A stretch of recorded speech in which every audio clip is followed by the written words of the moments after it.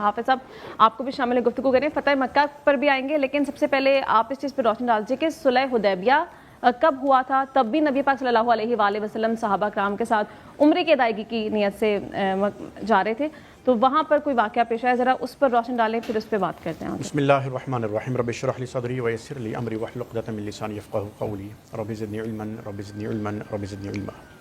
دیکھیے سرکار دو عالم صلی اللہ تعالیٰ علیہ وآلہ وسلم نے جب یہ معاہدہ کیا 6 ہجری کا واقعہ ہے۔ اگر آپ غور کریں مشیت الہی کو تو اس کے اندر ایک اتنی خوبصورت بات پوشیدہ ہے کہ یہ معاہدہ تھا 10 سال کا۔ جی ہاں، اگر یہ 10 سال معاہدہ قائم رہتا تو اس معاہدے کے 4 سال بعد سرکار دو عالم صلی اللہ علیہ وسلم اس دنیا سے رحلت فرما گئے، اور اس کے بعد 2.5 برس اگر آپ ابوبکر صدیق کے بھی نکال دیں تو وہ بھی دنیا سے جا چکے ہوتے۔ تو جب یہ معاہدہ ختم ہوتا 10 سال بعد تو حضرت عمر فاروق کا دور ہوتا۔ جی اب آپ غور کیجئے کہ اس دوران اللہ پاک نے اتنی فتح مبین کیسے عطا کرنی تھی، اس کے لیے حکمت تھی۔ جب جس طرح بھی ڈاکٹر صاحب نے فرمایا کہ بنو بکر اور بنو خزاع کے درمیان جو جھڑپ ہوئی تو اس معاہدے کے اندر ایک شک یہ بھی تھی کہ اگر کوئی ایسے قبائل جن کا آپس میں رنجش ہو، آپس میں اختلافات ہو، وہ لڑ پڑیں تو اس میں سے مدینہ اور مکہ کے لوگ اس کا حصہ نہیں بنیں گے۔ ٹھیک ہے، یہاں قریش نے ان کو امداد فراہم کی جس وجہ سے وہ معاہدہ صحیح۔ ٹوٹا۔ اب جب وہ معاہدہ ٹوٹا ہے، اس سے پہلے جب ہم شرائط کی بات کرتے تو جو سہیل بن عمر نے جب آ کے یہ بات کی اور اس نے یہ سب کچھ لکھا، اور لکھنے کے وقت اس نے جب یہ کہا کہ سرکار نے محمد رسول اللہ، تو اس نے کہا کہ اگر میں تمہیں رسول مانتا تو میں تم سے جنگ کیوں کرتا، محمد بن عبداللہ لکھو۔ اس پر صحابہ کو بہت زیادہ غصہ بھی آیا کہ یہ کیا، لیکن سرکار نے تب بھی تحمل کا مظاہرہ کیا۔ جب وہ اس کے اوپر سگنیچرز ہونے لگے تھے، جب ابھی دستخط نہیں ہوئے تھے، تو ابو جندل بن عمر جو ہے بن سہل وہ آئے اور بیڑیوں میں تھے نا، وہ بہت زیادہ خون میں لطمت تھے، انہوں نے کہا کہ مجھے چھڑا لیجیے، مجھے کفار کی طرف جو ہے انہوں نے بڑے مظالم کیا، مجھے آپ ان سے سرکار کو کہا کہ مجھے لے جائیں ان سے، کیونکہ میں اسلام قبول کر چکا ہوں، یہ مجھ پہ ظلم کرتے ہیں۔ تو سرکار نے کہا کہ نہیں، میں زبان دے چکا ہوں کہ مکہ والا جو ہے وہ اپنے بندے کو واپس نہ کرنے، وہ یہ حق رکھتے ہیں، ہمیں واپس کرنا ہوگا۔ وہاں پر کچھ صحابہ نے یہ بات کہی کہ سرکار ہم اسلام لے کر آئے ہیں اور ہم اتنا کمزور معاہدہ کر رہے ہیں، اور سرکار نے یہ فرمایا کہ یہ فتح مبین، اِنَّا فَتَحْنَا لَكَ فَتْحًا مُبِينًا۔ جب اللہ پاک نے یہ کہا تو سوال ان کے ذہن میں موجود تھا کہ یہ فتح مبین کیسے ہو گئی؟ ہم نے اتنا کمزور معاہدہ بھی کر لیا اور اس کے بعد ہم اپنا ہی مسلمان بھائی کو وہاں سے لے کر نہیں جا سکتے، لیکن ان کو حکمت کا نہیں پتہ تھا۔ سرکار کو جب پوچھا کیا یہ فتح مبین ہے، سرکار نے فرمایا نعم، ہاں یہی فتح مبین ہے، لیکن تم نہیں جانتے۔ اور یہ راز تب صحابہ پہ کھلا کہ جب اس کے بعد فتح خیبر ہوئی۔ اب آپ سرکار کی حکمت دیکھیے اور سرکار کی آپ ذہانت کا ایک عملی مظاہرہ دیکھیے کہ جب فتح خیبر ہوئی نا تو اس میں معاہدے میں کیا آ چکا تھا کہ اگر آپس میں کوئی جھگڑا ہوگا تو اس میں کوئی امداد فراہم نہیں کرے گا۔ تو جو خیبر کے یہودی تھے وہ یہ سزائیں لگاتے پھرتے رہے، اپنے وہ ایلچیز کو بھیجتے رہے مکہ میں کہ ہم پہ مسلمان حملہ کرنے لگے ہیں تو ہماری مدد کو آؤ، لیکن یہ ابھی معاہدے میں بندھے ہوئے تھے، انہوں نے مدد نہیں کی تو خیبر فتح ہوا۔ مسلمانوں کی ایک دھاک بیٹھ چکی تھی، اور اس دوران کیا ہوا کہ حنین سے بھی لوگ آ کے اسلام قبول کر رہے ہیں، معاہدے کا حصہ بن رہے ہیں، یعنی مدینہ کی ریاست کے ساتھ اپنا الحاق کر رہے ہیں، اس میں طائف کے لوگ بھی آ رہے ہیں، ثقیف کے لوگ بھی آ رہے ہیں، تو مسلمان ایک قوت بنتے جا رہے تھے۔ یہ دیکھتے ہوئے کہ جب وہ واقعہ پیش آیا کہ بنو بکر نے حملہ کیا بنو خزاع پر، اور اس کے اوپر جس طرح بھی ہم نے پہلے بات کی کہ وہ معاہدہ بظاہر ٹوٹ چکا تھا، ابو سفیان ایک کہتے ہیں کوشش کرنے کے لیے مدینہ کا سفر کیا، ام حبیبہ رضی اللہ تعالیٰ عنہ کے پاس گئے، وہاں سے انہوں نے انکار کیا، بستر بھی ان سے واپس لے لیا، اور اس کے بعد مسجد نبوی آ کے کہا کہ محمد میں نے یہ معاہدہ نہیں توڑا، قریش نے نہیں توڑا، لیکن سرکار نے جواب نہ دیا۔ ابو بکر سے پوچھا، علی سے پوچھا، مختلف صحابہ کرام رضوان اللہ تعالیٰ علیہم اجمعین سے بھی پوچھا، تو انہوں نے کسی نے جواب نہ دیا، تو وہ یک طرفہ اعلان کر کے گئے کہ میں یہ کہہ کے جا رہا ہوں کہ ہم نے معاہدہ نہیں توڑا، لیکن چلے گئے، لیکن جانتے تھے، بیک آف دا مائنڈ ایک بات تھی کہ اب حملہ ہوگا، اور اس کے بعد پھر وہ بنیاد بنتی ہے، اس کے بعد پھر آگے چل کے ہم اس کو۔ ٹھیک ہے، چلو حافظ صاحب ابھی ڈاکٹر صاحب نے بڑا اچھا ایکسپلین کر دیا۔ میں چاہوں گی اس دن کو عام معافی کے طور پہ بھی یاد کیا جاتا ہے، اور اس دن کعبے کو بتوں سے بھی پاک کیا گیا، تو ذرا ان واقعات پر روشن ڈال دیجیے کہ وہ واقعات کیا تھے۔ دیکھیے آپ فتح مکہ کے لیے جب وہاں سے چلے ہیں نا مدینہ سے، اس سے پہلے کی سچویشن کو انڈرسٹینڈ کیجیے۔ 10,000 لوگوں کو جب لے کر چلنا ہے نا، تو سرکار کا انٹیلیجنس کا نظام بڑا زبردست تھا کہ یہ خبر وہاں تک پہنچنی چاہیے۔ ایک تو دعا، سرکار نے ایک دعا فرمائی کہ یا اللہ پاک یہ ان جو اہل مکہ ہیں ان تک یہ خبر اور یہ آنکھ اس کو تو روک دے کہ یہ خبر ان تک نہ پہنچے۔ اور اس دوران ایک کام اور ہوا، سرکار کے ایک صحابی ہیں، ان کا نام ہے حاتم، انہوں نے خط لکھ دیا اہل مکہ کو انفارم کرنے کے لیے کہ ہم 10,000 کے لشکر کے ساتھ آ رہے ہیں، اور ایک خاتون کو وہ خط دے دیا۔ جب وہ خاتون جا رہی تو سرکار صلی اللہ علیہ وسلم کو اللہ پاک نے بتا دیا، تو آپ نے ان کے پیچھے بھیجا۔ غالباً حضرت خالد بن ولید رضی اللہ عنہ کا نام آتا ہے اس روایت میں، اور ایک جگہ حضرت عمر فاروق کا نام آتا ہے۔ کمی بیشی اللہ پاک معاف فرمائے. جب ان کے پاس گئے تو خاتون جب راستے میں بڑھا کہا تو اس کا خط بتاؤ, تو اس نے کہا جی میرے پاس تو کوئی خط نہیں. صحیح. تو انہوں نے کہا کہ جب جناب رسول اللہ صلی اللہ علیہ وسلم نے کہہ دیا نا تو تمہارے پاس خط ہے, تو خط لے لیا. تو جب اس کے بعد حضرت عمر فاروق نے ذرا غصے سے وہ جلال میں تھے, تو انہوں نے کہا کہ یا رسول اللہ صلی اللہ علیہ وسلم مجھے حکم دے تو میں سر اتار دوں, کہ آپ کے حکم کی نافرمانی ہوئی. تو انہوں نے کہا کہ میرے بچے چونکہ مکہ میں موجود ہیں تو میں صرف ان کی جان بچانے کے لیے میں نے یہ کہا, کیونکہ وہ تو یہ ایکسپیکٹ کر رہے تھے کہ شاید کوئی حملہ کی صورت میں جا رہے ہیں. تو پہلی بات یہ کہ تمام کو ایز اے ہول سب کو نہیں بتایا گیا تھا کہ ہم جا کہاں رہے ہیں. صحیح. اور اہل مکہ کو بتانے کے لیے سرکار نے ایک چھوٹی سی فوج روم کی طرف بھیج دی, صحیح. تاکہ ان کو یہ لگے کہ اگر کوئی ان کا جاسوس موجود بھی ہو تو اس کو یہ لگے کہ یہ جو تیاری ہو رہی ہے یہ روم پر حملے کے لیے ہو رہی ہے, رومن امپائر کے لیے. بہرکیف جب آپ وہاں سے سفر کے لیے چلے ہیں اور اس کے بعد جب آپ نے پڑاؤ ڈالا تو اس رات ابو سفیان وہاں آئے. اب یہ بہت خوبصورت بات ہے, کیونکہ جب وہ اس رات آئے تو انہوں نے دیکھا کہ مکہ سے جو آخری ہجرت ہوئی ہے نا, جیسے کہ سرکار نے خود اپنی حدیث مبارکہ صلی اللہ علیہ وسلم نے فرمایا کہ جیسے نبوت میری آخری نبوت ہے, تو حضرت عباس کی جو ہجرت ہے وہ آخری ہجرت ہے. صحیح. کیونکہ وہ اسلام قبول کرنے کے لیے جا رہے تھے مدینہ, لیکن راستے میں ہی ملاقات ہو گئی اور وہیں اسلام قبول کیا. اور اس کے بعد جب انہوں نے دیکھا کہ ابو سفیان کہاں موجود ہے, کہ وہ جو پہاڑ کے اوپر کھڑے ہیں, آپ سرکار صلی اللہ علیہ وسلم نے فرمایا کہ دور دور الاؤ جلاؤ, دور دور آگ جلاؤ, اہل مکہ کو یہ بتاؤ کہ ہم کتنی تعداد میں ہیں. اور بہت دور دور جب آگ جلی تو بلند مقام کے اوپر کھڑے ہو کے جب ابو سفیان نے دیکھا کہ اتنی آگ جل چکی ہے, تو وہاں سے حضرت عباس گزرا ابو الفضل, اور انہوں نے کہا کہ کہاں دیکھ رہے ہو؟ انہوں نے کہا جی کہ یہ محمد نے آج کیا کر دیا ہے. تو انہوں نے کہا کہ کل تم مجھ سے جیت نہیں سکتے, اگر چاہو تو میں تم ان کی خدمت میں لے جاتا ہوں, ابھی بھی وقت ہے, اسلام قبول کر لو. تو اسی خچر پر ان کے ساتھ بیٹھ کر جب گئے, جب وہ گزرے تو عمر فاروق رضی اللہ تعالیٰ عنہ کے پاس سے گزرے. حضرت عمر فاروق نے بھی تلوار نکالی کہ آ گیا اسلام کا دشمن, میں اس کا سر اتاروں گا. تو آپ نے خچر کو ایڑ لگائی اور سرکار پر ان سے ذرا پہلے پہنچے.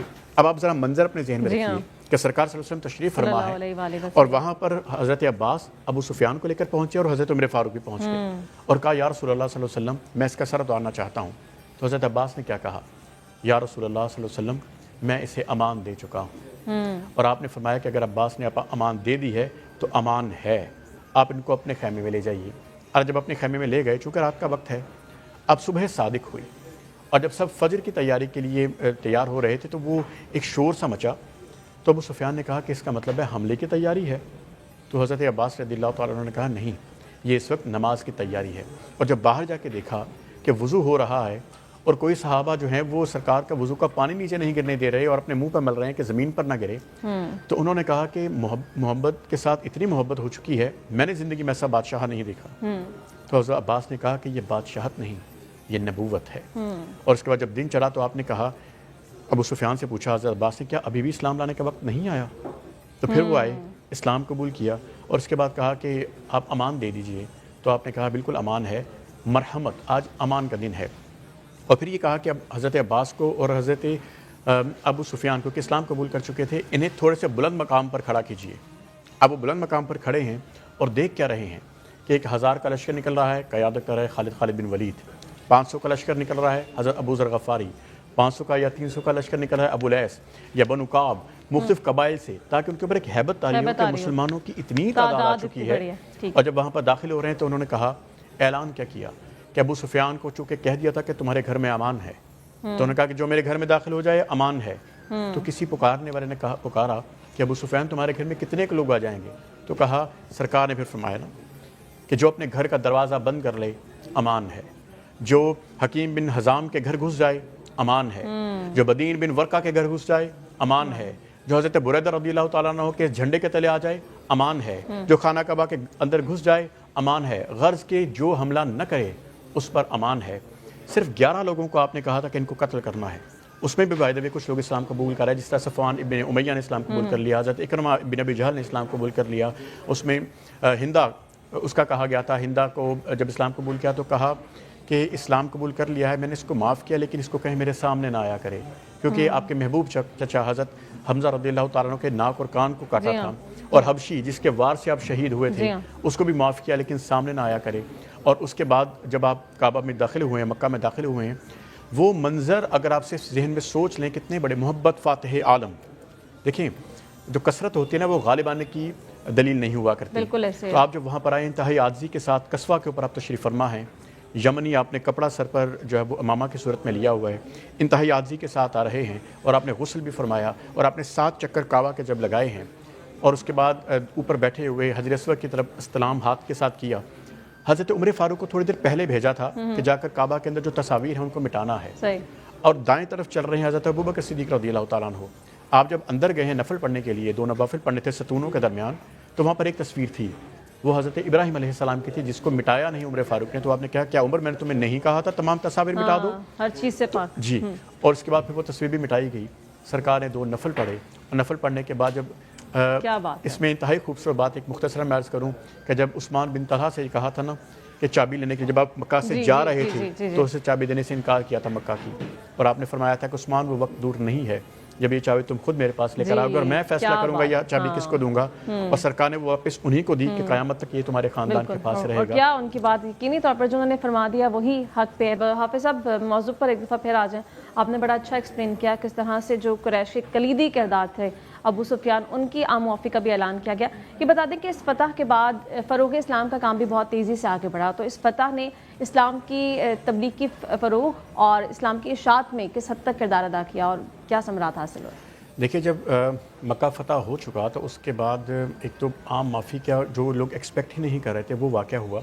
تو اس کے بعد لوگوں کے اندر ایک جو دین کا احترام ہے, دیکھیں دین تلوار سے تو آگے بڑھتا ہے نا, جنگیں تو ہوتی ہیں, لیکن جو دین ہے وہ اخلاق سے پھیلتا ہے. سرکار کا یہ جو ایکٹ تھا نا, یہ جو ایک سرکار نے حسن عمل کیا, اس کی وجہ سے لوگوں کے نظر میں ایک دین اسلام کے لیے, اور سرکار کی رسپیکٹ تو پہلے ہی تھی, صادق امین تو وہ پہلے بھی کہتے تھے, لیکن اسلام کو وہ ماننا شروع ہو گیا. پورے مکہ کے لوگ اسلام قبول کر چکے, پھر دور دراز کے لوگ بھی اسلام کے اندر مشرف و اسلام ہونا شروع ہو گئے. اس میں ایک اہم نقطہ یہ کہ بہت سارے لوگوں کا یہ خیال تھا جب سرکار جو ہے وہ ہیڈ کوارٹر جو ہے وہ اپنے مکہ کو بنا لیں گے, لیکن ایسا نہ ہوا. کچھ دن وہاں پہ رہنے کے باوجود رہنے کے بعد سرکار نے اپنا سفر دوبارہ کیا واپس مدینہ کو, کیونکہ ہیڈ کوارٹر مدینہ کو بنایا. مدینہ کے اندر رہتے ہوئے سرکار نے پھر اس کے بعد جو ہماری افواج کی بات اب کرتے ہیں, سرکار نے ساری اسٹریٹجیز کے اوپر غور کیا. دین کو پھیلانے کے لیے سرکار نے پھر خطوط لکھے. وہ تمام ریاستیں جو ارد گرد موجود تھیں, وہ کیسر و کسریٰ کو بھی اس میں خطوط موجود ہیں, اور جتنی ریاستیں ساتھ ہیں, چھوٹی چھوٹی سلطنتیں موجود تھیں, تمام جگہوں پہ خطوط لکھے. وہاں پہ صحابی جایا کرتے تھے. تو بہت سارے لوگوں کو دیکھیں, ہم جب یہ بات کرتے ہیں کہ دوسرے ادیان کی بات کرتے ہیں, تو یہودی ہوں یا عیسائی ہوں, خاص طور پہ جو ہم اہل کتاب کی بات کرتے ہیں, یا ایون وہ لوگ کہ جو اہل کتاب نہیں ہیں, جو آتش پرست بھی ہیں, ان کے پاس بھی جو ان کے کاہنان ہوا کرتے تھے, نشانیاں تو وہ بھی سوچا کرتے تھے کہ ایک رسول آنے والا ہے, وہ یہ بھی بات کہا کرتے تھے. اور جب وہ نشانیاں سنتے تھے کہ مکہ میں یا مدینہ میں, یعنی عرب کی سرزمین کے اوپر, سرزمین حجاز کے اوپر ایک ایسی شخصیت موجود ہے, تو ان کو بھی معلوم پڑتا تھا کہ یہ وہی ہے جن کا اس دنیا کو انتظار تھا. تو پھر جوک لوگ وہاں سے سفر کرتے تھے مدینہ کی جانب. تو اس کے بعد جو اشاعت اسلام ہوئی ہے, پھر اس کے بعد جو سرکار نے جن لوگوں کے ساتھ جن کو سکھایا, جو ان کے شاگرد ہیں, جس بندے نے بھی سرکار کی صحبت اختیار کی, جن صحابہ کرام نے, دیکھیں فتح مکہ کے وقت جب 10,000 لوگ آئے, اور اس کے بعد جب سرکار کا آخری حج ہوتا ہے اس میں 1,00,000 لوگ آتے ہیں, لیکن اب یہ دیکھیے کہ قریب کتنے لوگ تھے. وہی لوگ پھر اس کے بعد معلم بنے, جس میں بلال حبشی کا نام بھی آتا ہے کہ وہ جو کبھی غلام ہوا کرتے تھے. ایسے بے شمار صحابہ کرام کے جو یہاں سے علم سیکھتے تھے سرکار کی صحبت میں, اور اس کے بعد وہ دور دراز علاقوں میں جاتے تھے. تو اس طریقے سے اسلام کی جو ایک تعلیمات ہیں وہ دور دراز تک پھیلیں, اور یہی وجہ ہے کہ پھر سرکار نے جو چیز کا آغاز کیا کہ رومن امپائر کی طرف فوج بھیجی, پھر اس کے بعد حضرت ابوبکر صدیق کا دور آتا ہے, ایگزیکٹلی پھر وہ 4 خلفائے راشدین کے بعد ہم دیکھتے ہیں خاص طور پر عمر فاروق کے دور تک کہ رومن امپائر اور پرشین امپائر تک اسلام پھیل چکا تھا, اور یہ بر اعظموں کے اوپر جو حکومت اسلامی ہو چکی تھی. کیا شاندار فتح. حافظ صاحب, بت شکنی کا واقعہ بھی جو تھا وہ فتح مکہ کے وقت پیش آیا, اور کعبہ شریف کو بتوں سے پاک کر دیا گیا. ذرا اس واقعے کی منظر کشی آپ کر دیں. کعبۃ اللہ کے اندر 360 بت تھے, اور لات عزا سب کو جب گرا دیا گیا تو اس میں حبل, یہ وہ ایک ان کا بت تھا جس کی وہ بہت زیادہ پرستش کرتے تھے, اس کو بڑا خدا مانتے تھے.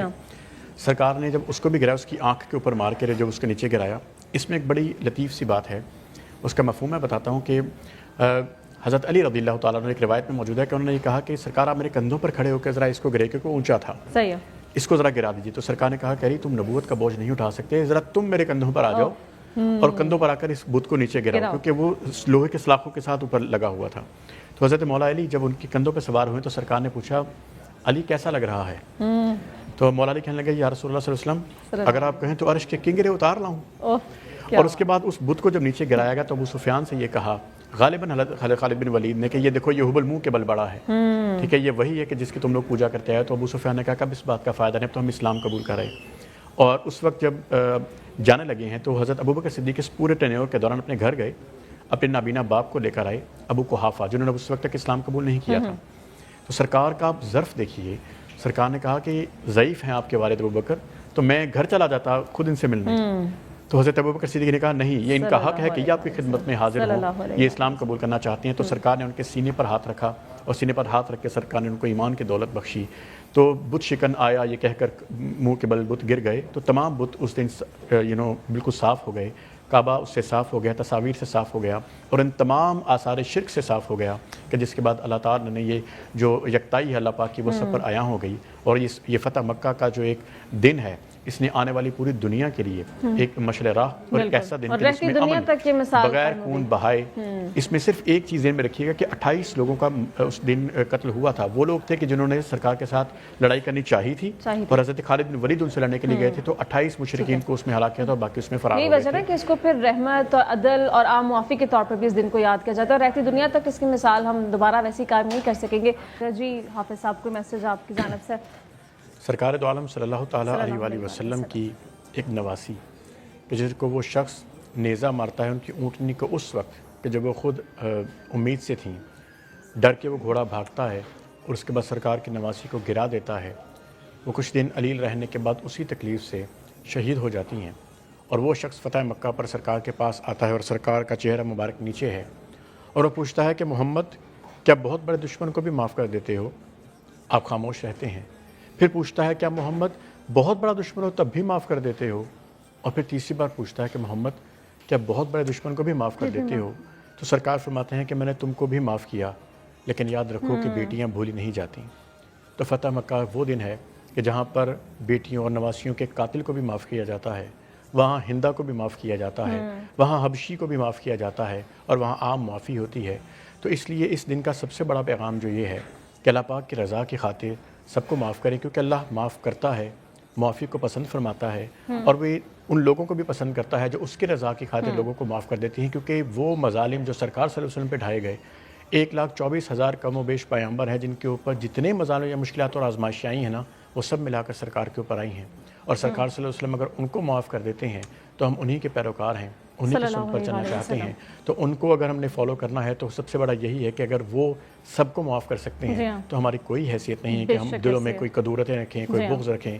اس لیے دل میں کوئی بھی بات ہے، کسی سے رنجش ہے، کوئی پریشانی ہے، اللہ پاک کی رضا کی خاطر اسے معاف کر دیں. ٹھیک ہے. اور یہی وجہ ہے کہ فتح مکہ کو پھر عام معافی کے طور پر بھی آج تک اسلامی تاریخ میں یاد رکھا جاتا ہے. اس دن جو قریش کا مرکزی کردار ابو سفیان، ان کو معاف کر دیا صلی اللہ علیہ وآلہ وسلم نے، اور پھر نہ کتنی صورتوں میں تذکرہ کیا کہ امان دی. تو کوشش یہی کرنی چاہیے کہ اپنی ذات سے جو ہے ہم وہ تمام تر چیزیں کرنے کی کوشش کریں جو نبی پاک صلی اللہ علیہ وآلہ وسلم کی سیرت طیبہ ہمیں سکھاتی ہے.